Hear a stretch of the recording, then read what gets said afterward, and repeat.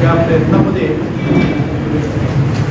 आपल्याला काँग्रेस पक्षाच्या माध्यमातून त्याला काही कारणास्तव घडलं नाही, जनतेनं ही उमेदवारी आली असता कुठेतरी आपण कमी पडावं.